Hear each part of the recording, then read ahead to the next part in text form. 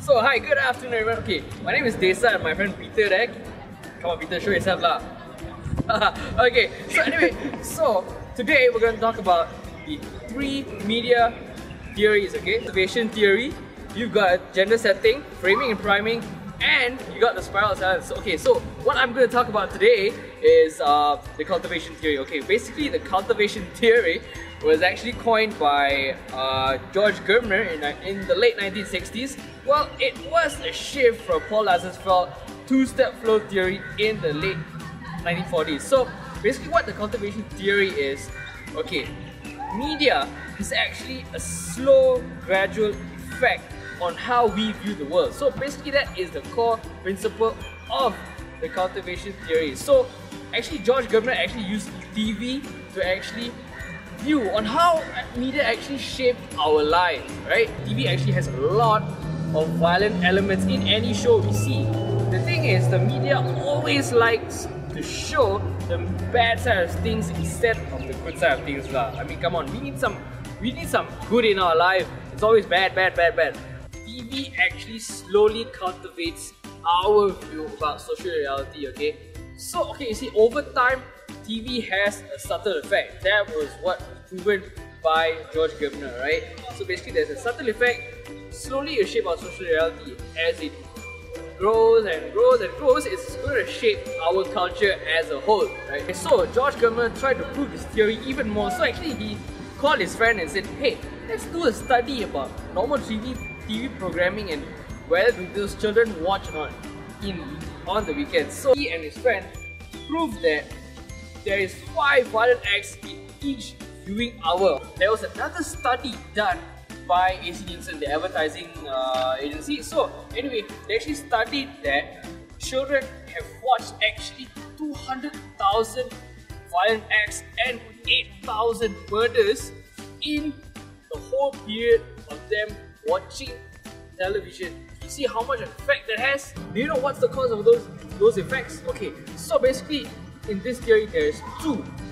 The heavy viewers who watch TV more than 4 hours a day, and the light viewers who watch TV less than 2 hours a day. So basically what this study has proven is heavy viewers have a tendency of assuming the world is a more violent place and they don't want to get out of their houses, and those who are light viewers, well, they'll just take it as a normal TV show lah.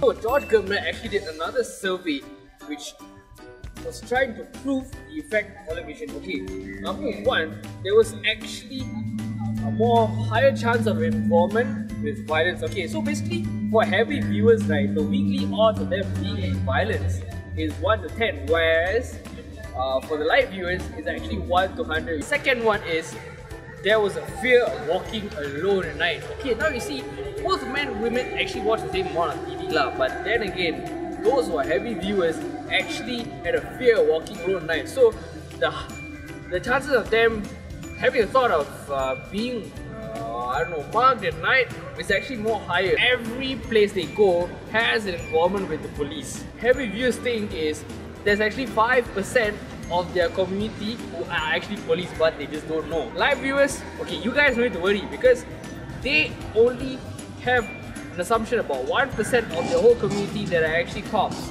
The last thing is people actually have a general mistrust with those around them. Those who are heavy viewers, right, they tend to see people's actions and moves in a more negative kind of way lah. I'll just pass this to Peter and see what he has to say about agenda setting, both framing and priming. What up guys? Now I'm going to talk to you about agenda setting theory. McCombs and Shaw, both researchers has came up with a theory called agenda setting theory, which means the ability of the mass media to transfer the salience of items on their news agenda to public agendas. These two researchers actually said that, you know, what mass media has impacted our life, you know, like what mass media are able to choose the news, the items that is that has happened today. For example, let's say MH370 crashed on March 8, which is approximately 1 year ago. Do you guys remember what happened? Here's a photo of it. From the picture just now, it shows that a lot of news, such as newspaper, TV station, radio, they broadcast what happened to MH370. There was no specific result, but then a lot of news are prone, they are affected to publish MH370 because mass media actually thinks that MH370 is important in the news agenda, and they want people like us, the society, to read what has happened today. 1968, McCombs and Shaw actually realized that mass media has exerted a huge impact in the Chapel Hill residents. Mass media has impact their lives by putting a judgment on them, but to know what are the residents thinking, what are their thoughts about the presidential campaign in 1968. Mass media has huge impact during their studies for that year, and it shows that what are the strong connection between 100 residents of Chapel Hill, between the residents' thoughts and also the local and international news effects on them.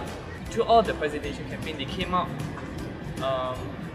two basic assumptions. The first one, which is media and the press do not reflect the reality. What media say in the TV, the newspaper, do not really affect our lives, do not really reflect our life. The second one, which is media tends to cover the most important issue, which leads the public to perceive that the issues that we read on newspaper, that we listen on radio or television, is far more important than other subjects. Okay, for example, let's say I take lunch. Okay, let's say for me, I'm a TV station, NTV7. I'm NTV7. I said lunch is very important. Okay, I'll always focus on lunch and lunch and lunch. Okay, other news like TV3, TV2, TV1, they will tend to follow me because they always think that lunch is the most important. So all the TV stations will be focusing on a certain subjects which is far more important than others. Okay, so there's two levels of agenda setting. First one, which is the transmission of object salience. Second one will be the transmission of attribute salience. Okay, the second one, the attribute salience, will be much more important than the object because attributes explain on how media covers the attributes of a certain subject. Reaching to the end of agenda settings, if one or more influential mass media are covering a certain issues, other media will be influenced also to cover a certain issue. They'll be pressured, they'll be pressured to cover certain issues. Alright, if you didn't listen to what I've said before, just remember that media have the ability to transfer the importance of a certain issues, like certain subjects, and then they just place on their transfer from news agenda to the public agenda, and that's what we people perceive the subject as far more important than the rest of the subjects.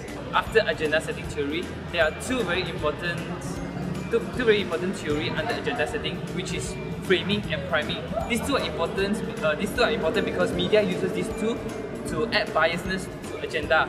Alright, let's start off with framing. Framing, there are three researchers. First, I'm going to explain how Goffman, Robert Edmond, and Sager, how they perceive framing are like.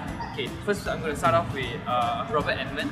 Okay, he said that to frame is to select a certain aspect of a perceived reality and make it more salient in a particular communication text. So because it's it needs to promote a particular problems, interpretations, definitions, and also recommendations for the ideas that has been brought up. Alright. Next one, Goffman said that framing, as he described, mass media are framed by journalists with the aim of providing a context for the people, to where they enable people to actually locate, perceive, describe all this new stuff. Okay. Whereas Sager also said that media also tells people, successfully tell people what the news are important, what are worthy to read. But media also successfully tell people to a certain extent of what interpretation, exploitation and distribution of a certain news. So the next one will be priming, which is the second part of the theory. To define priming, priming is all about to highlight which issue are important, which issue are not. When people perceive MH370 or per se rally, we as Malaysians, we always think that these two events are very important to us because it affects us as Malaysians. And yeah, so basically this is what agenda setting, framing and priming is all about. So the last theory for today is actually the spiral of silence. So basically what the spiral of silence is, or basically who is it created by, is by this theorist Elizabeth Noel Newman. So basically what she said about the spiral of silence is media actually influences our opinions about people, events and topics. Okay, so simply put, the spiral of silence is actually about about the two extremes, about the minority and the majority. So basically the majority has more power and they're more bold to speak, whereas the minority, likewise, they're not so brave to speak out, and they have a fear of being isolated lah. Take a few examples from what Elizabeth Newman have studied, throughout the past 1933 and 1945 during the Nazi year, Hitler and whatnot, the wars and stuff. Okay, so what she has studied is that Hitler, the Nazi they have a bunch of Jews who weren't able to speak up, they are fear of being isolated, fear of being killed by the Nazi. The Nazi actually killed all the Jews because they were afraid to speak up, because they are the minority, the minority. Let's make it simple, alright? Let's say in a classroom of 50 people, some of them might be a majority, some might be the minority, some may speak louder than the rest, alright? So basically this is what happened in the classroom kind of thing. Let's say 3 people want to go makan KFC, 1 fella want to go mama, okay? So basically the 3 people want to go KFC, they have to go, and the 1 fella want to go mama have to follow those guys. So in a nutshell, you can't do much because that's how society is, alright? That's right. So tips about this? Okay, there's a few tips on how to actually overcome spiral of silence. The first, which is highly educated. You must be highly educated so to overcome. How to be highly educated? God, you must be studying and stuff like that and whatnot. Okay, the second one will be do not fear of being isolated. Be brave to speak up and stuff like that. And the last part, which is you must have a greater influence no matter where you are in the communities, or maybe you're in the society and stuff like that. So this is basically how do you overcome spiral of silence. In a nutshell, that's what we have covered today. The cultivation theory, gender setting by him, and the spiral of silence by both of us. So I hope you've enjoyed the video. I hope you never waste your time watching this video. Okay.